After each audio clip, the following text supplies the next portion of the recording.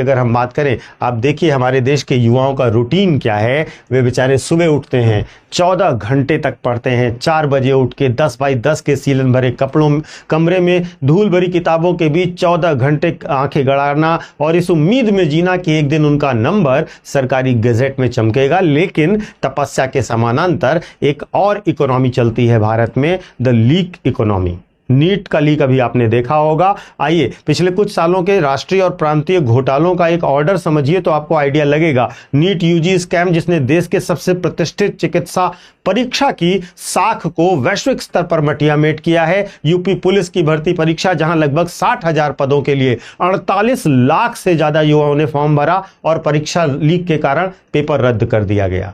BPSC हो, JPSC हो, व्यापम घोटाला हो, यहां पर आप देखेंगे परीक्षाओं का एक चक्र चलता है। और अब प्रशासनिक प्रक्रिया नहीं, वास्तव में यह एक पंचवर्षीय योजना की तरह चलता है। पेपर होता है, लीक होता है, अनाउंसमेंट होता है, ना रिजल्ट आता है, ना अपॉइंटमेंट होता है।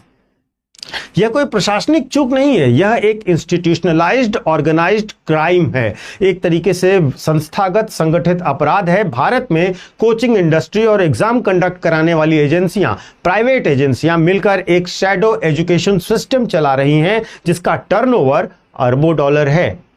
अब जब एक पेपर लीक होता है या परीक्षा रद्द होती है तो व्यवस्था